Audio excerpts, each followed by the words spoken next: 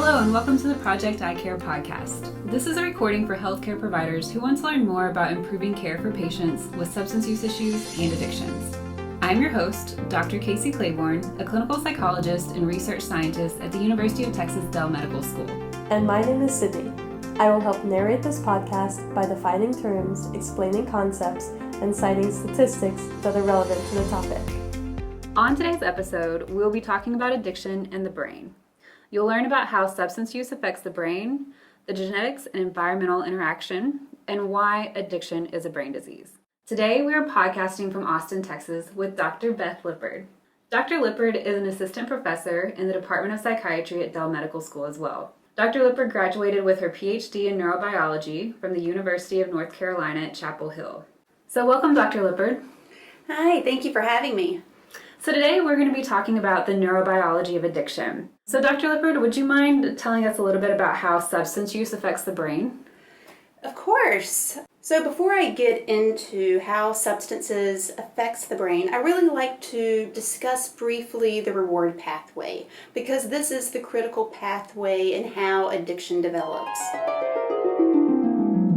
So the reward pathway has many different brain regions. Two critical regions of this reward pathway is the ventral tegmental area and the nucleus accumbens. And so these are structures that are in the middle of our brain, so they're in your midbrain. And the ventral tegmental area is one of the few regions that produces dopamine. And dopamine is projected to the nucleus accumbens. And so dopamine is a neurotransmitter that we know is very important in reward. And when we experience something rewarding, so when we have sex, so when we eat that piece of chocolate cake that we've been thinking about all day long, when we have those positive social interactions, there's a release of dopamine, and that's why this feels good to us. Now, why it's important for us to understand this pathway is that we know that this is the same pathway that alcohol and drugs of abuse affect. And so before I get into exactly how alcohol and drugs of abuse affect this pathway, it's important for us to think about the definition of addiction. And so addiction is a chronic and relapsing disorder in that people develop a compulsion to seek and take drugs, and they develop a loss of control of drug intake. And I like to point out the definition because it says that it's chronic and relapsing. And I like to point that out because that means that there's multiple stages or multiple stops along this highway to addiction. And so whenever we think about addiction, we have to think about there's one, the time when someone initiates alcohol and substance use. There's a time in which individuals escalate their drug use. There's a time in which they start to experience withdrawal and negative effects when the drug is no longer present. And then there's a time of preoccupation or anticipation. So that's your drug craving and your drug relapse. And so these are all very important parts along the pathway to addiction. And the way that drugs affect the brain is different at these different points in time. And that's one of the reasons why addiction is so complicated. But now, because of all the great research that's occurred over the last decades, we now know what's going on. And so we can start thinking about how we can really target some of these mechanisms for treatment.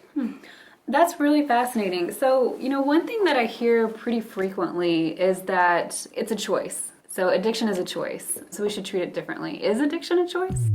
Many Americans believe addiction is a choice and attributed to someone's behavior rather than a disease. The University of Chicago recently conducted a survey reporting that 44% of respondents say opioid addiction indicates a lack of willpower or discipline, and 32% of respondents say that opioid addiction is caused by a character defect or bad parenting.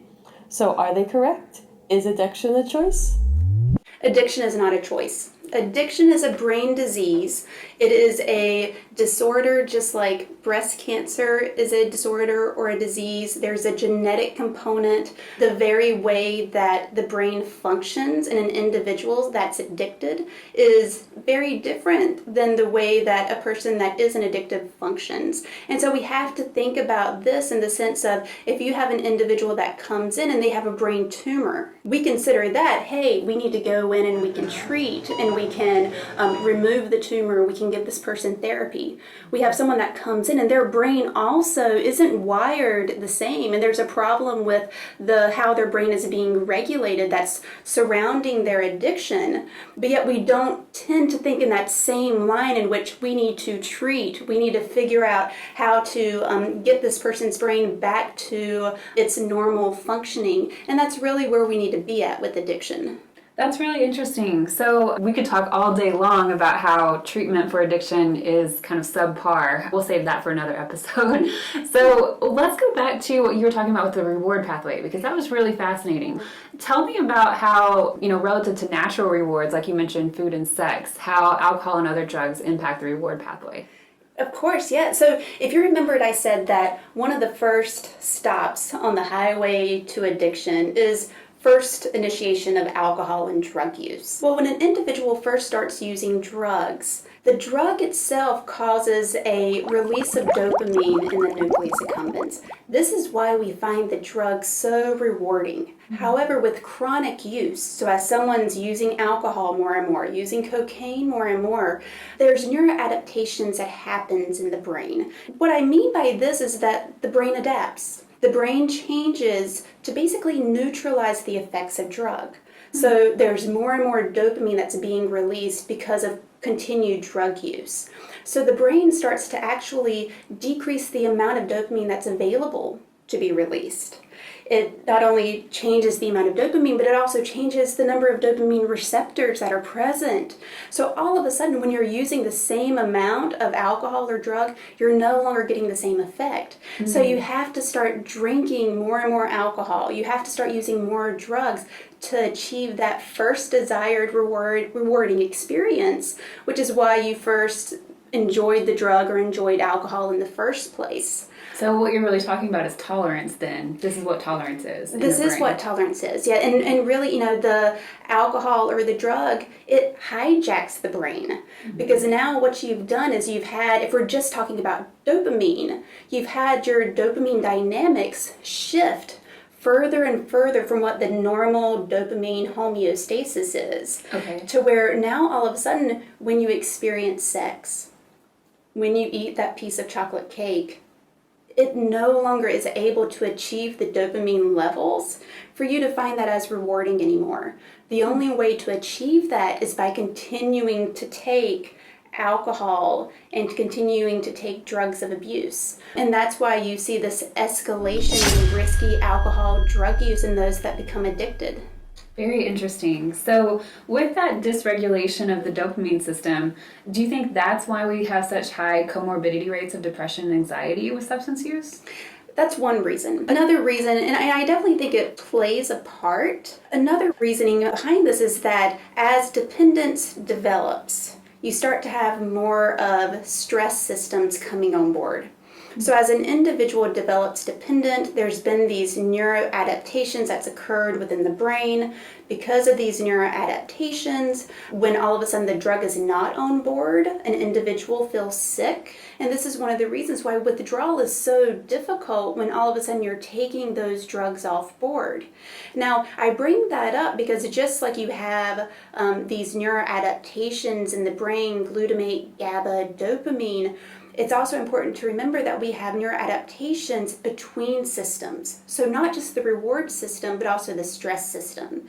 And as someone develops this dependence, your stress systems begin to be recruited, specifically the amygdala. And as someone develops dependence, you start to see more corticotropin releasing factor, which is a very important neuropeptide hormone within the amygdala. You start to see an increase in that in the amygdala, and it produces a stress-like state. So again, to counteract this decreased reward transmission that's going on in the brain because of chronic alcohol use, there's all of these neuroadaptations. And one of these neuroadaptations that's developing over time with the development of the dependence is these stress systems coming on board that's going to result in more anxiety, more sensitivity to stress, which is further going to drive drug relapse and drug cravings. And that's one of the reasons why we do think we see so much comorbidity with depression, with anxiety in individuals that are struggling with addiction, because you've got alterations that are going on not just in reward, but across the brain, including those that are associated with stress and with emotional regulation. Very interesting. So tell me a little bit about how a person's genetics compared to their environment influence addiction. That's a great question. So we're still learning more and more about how genes and environment increases the risk for addiction.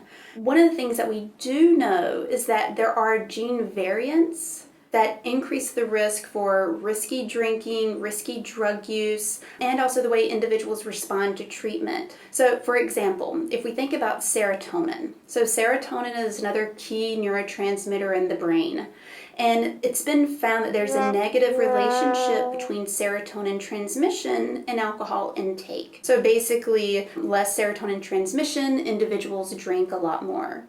And so really what this is getting at is that certain genes and understanding these differences may be linked in us understanding who's going to respond more to treatment. And I like to point on this serotonin transporter gene because it's not that this gene hasn't just been found to be associated with the way people respond to treatment. This gene has also been found to be very important early on when an individual first starts drinking.